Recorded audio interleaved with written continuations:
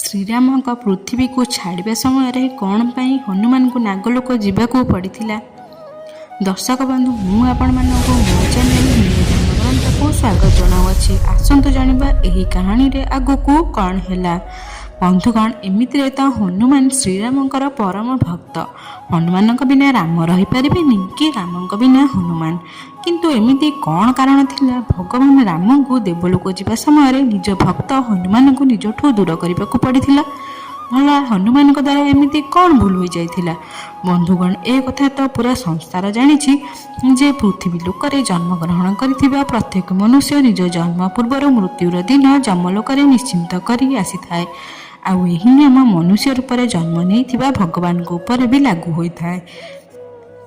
ଆଉ ସମୟ ସମାପ୍ତ ହେବା ପରେ ତାଙ୍କୁ ବି ନିଜ ଦେହ ତ୍ୟାଗ କରିବାକୁ ପଡ଼ିଥାଏ। ଏହି ପ୍ରକାରେ ତ୍ରେତୟା ଯୁଗରେ ମନୁଷ୍ୟ ରୂପରେ ଜନ୍ମ ନେଇଥିବା ଭଗବାନ ଶ୍ରୀରାମଙ୍କର ବି ଶେଷ ସମୟ ଆସିଯାଇଥିଲା। ଆପଣମାନଙ୍କୁ କହି ରଖୁଛି ଯେ ଲଙ୍କା ଦହନ ପରେ ଭଗବାନ ଶ୍ରୀରାମ ଅଯୋଧ୍ୟା ଉପରେ 11,000 ବର୍ଷ ପର୍ଯ୍ୟନ୍ତ ରାଜ କରିଥିଲେ।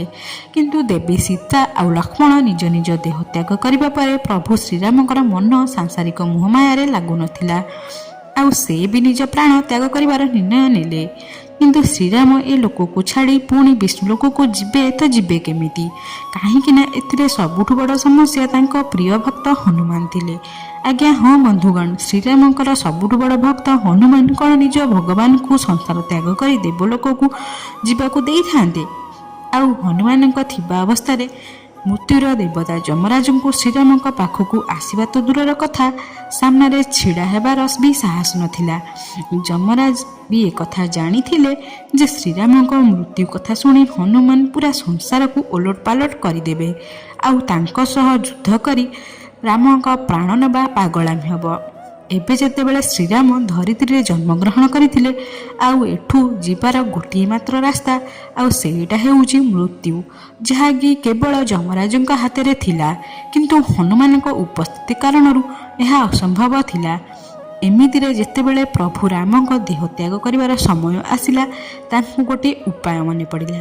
ଆଉ ସେ ନିଜର ଗୋଟିଏ ମୁଦ୍ରିକାକୁ ତଳେ ଗୋଟିଏ ଛୋଟ ଗର୍ତ୍ତରେ ପକାଇଦେଲେ। ଆଉ ତାକୁ ହନୁମାନଙ୍କୁ ଆଣିବାକୁ କହିଲେ। କାହିଁକି ନା ଅଯୋଧ୍ୟାରେ ଯମଙ୍କ ପ୍ରବେଶର ରାସ୍ତା ସଫା ହୋଇଯିବ। ଭଲା ଏବେ ନିଜେ ଭଗବାନଙ୍କ ଆଜ୍ଞାକୁ ହନୁମାନ କେମିତି ମନା କରିବେ?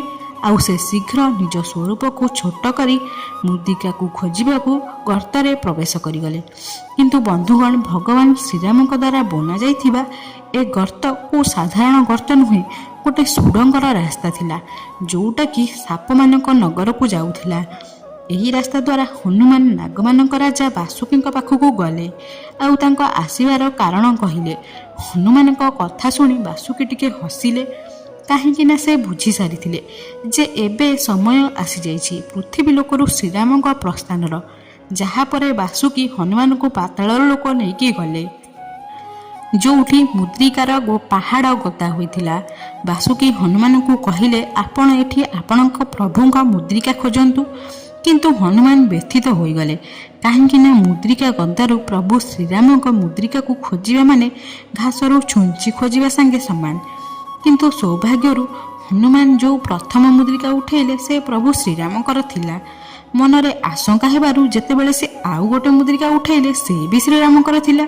ପ୍ରକୃତରେ ସେଠି ସବୁ ମୁଦ୍ରିକା ଗୋଟିଏ ପ୍ରକାରର ଥିଲା, ସବୁଗୁଡ଼ା ପ୍ରଭୁ ଶ୍ରୀରାମଙ୍କର ଥିଲା। ଏହା ଦେଖି ହନୁମାନ ଚିନ୍ତାରେ ପଡ଼ିଗଲେ। ସେ ବାସୁକୀଙ୍କୁ ଏହାର ରହସ୍ୟ ପଚାରିଲେ। ହନୁମାନଙ୍କ ପ୍ରଶ୍ନରେ ବାସୁକୀ ହସିଲେ ଆଉ କହିଲେ, ହନୁମାନ, ଆପଣଙ୍କୁ କ'ଣ ଲାଗୁଛି ଆଜି ଯାକେ କ'ଣ କେବଳ ଜଣେ ରାମ ଏ ପୃଥିବୀରେ ଜନ୍ମଗ୍ରହଣ କରିଛନ୍ତି? ବୋଧେ ଆପଣ ଏହା ଜାଣିନାହାନ୍ତି। ଏମିତି କେତେ ରାମ ପୃଥିବୀ ଉପରେ ଅବତାର ନେଇଛନ୍ତି, ଆଉ ଆଗକୁ କେଜାଣି ଆହୁରି କେତେ ନେବେ। କାହିଁକି ନା ପରମ ପିତା ବ୍ରହ୍ମାଙ୍କ ସୃଷ୍ଟିର ଏହି ବିଧାନ। ଆଉ ବ୍ରହ୍ମାଙ୍କ ଅଧା ଦିନକୁ ଗୋଟେ କଳ୍ପ କୁହାଯାଏ। ଆଉ ପ୍ରତି କଳ୍ପରେ ପ୍ରତି ଚତୁର୍ଯୁଗର ତ୍ରେତା ଯୁଗରେ ପ୍ରଭୁ ଶ୍ରୀରାମ ପୃଥିବୀ ଉପରେ ଅବତାର ଗ୍ରହଣ କରନ୍ତି। ଆଉ ଆପଣ ବି ସବୁ କଳ୍ପରେ ତାଙ୍କ ସହ ଅବତାର ଗ୍ରହଣ କରନ୍ତି। ଆଉ ପୁଣି ପ୍ରଭୁ ଶ୍ରୀରାମଙ୍କ ଦେବଲୋକ ଯିବା ସମୟରେ ତାଙ୍କ ମୁଦ୍ରିକାକୁ ଖୋଜିବାକୁ ଆପଣ ଏଠିକି ଆସନ୍ତି। ଆଉ ଯେତେବେଳେ ଆପଣ ଏଠିକି ଆସନ୍ତି, ଆପଣଙ୍କ ଅନୁପସ୍ଥିତିରେ ପ୍ରଭୁ ଶ୍ରୀରାମ ଏ ସାଂସାରିକ ମୋହମାୟାକୁ ତ୍ୟାଗ କରି ଯମରାଜଙ୍କ ସହ ଦେବଲୋକକୁ ପ୍ରସ୍ଥାନ କରନ୍ତି। ଆଉ ଏହା ସହ ମୁଦ୍ରିକାର ଗଦା ବି ବଢ଼ି ଚାଲେ। ନାଗରାଜ ବାସୁଙ୍ଗୀଙ୍କ ଏ କଥା ଶୁଣି ହନୁମାନ ବୁଝିଗଲେ ଯେ ଏବେ ଯେତେବେଳେ ସେ ଅଯୋଧ୍ୟା ଯିବେ ସେଠି ଆଉ ପ୍ରଭୁ ଶ୍ରୀରାମ ନଥିବେ। ଏମିତିରେ ସେ ଅଯୋଧ୍ୟା ଯାଇକି କ'ଣ କରିବେ? ଏମିତି ମାନ୍ୟତା ଅଛି କି ଏହାପରେ ହନୁମାନ ଆଉ କେବେ ବି ଅଯୋଧ୍ୟା ଗଲେନି। କିନ୍ତୁ ସେ କୁଆଡ଼େ ଗଲେ ସେ କଥା ଆଜି ବି ଗୋଟେ ରହସ୍ୟ। ତାହେଲେ ବନ୍ଧୁଗଣ ଆଜି ପାଇଁ ଏତିକି। ଯଦି ଆପଣଙ୍କୁ ଏହି ଭିଡ଼ିଓଟି ପସନ୍ଦ ଆସିଥିବ ତାହେଲେ ଲାଇକ୍ ଆଉ ସେୟାର ନିଶ୍ଚୟ କରିବେ। ଯଦି ଆପଣଙ୍କୁ ଏମିତି ଭିଡ଼ିଓ ଆହୁରି ଦେଖିବାକୁ ଚାହାନ୍ତି ଚ୍ୟାନେଲକୁ ସବସ୍କ୍ରାଇବ୍ କରିବେ ଆଉ ବେଲ୍ ଆଇକନ୍କୁ ପ୍ରେସ୍ କରିବେ।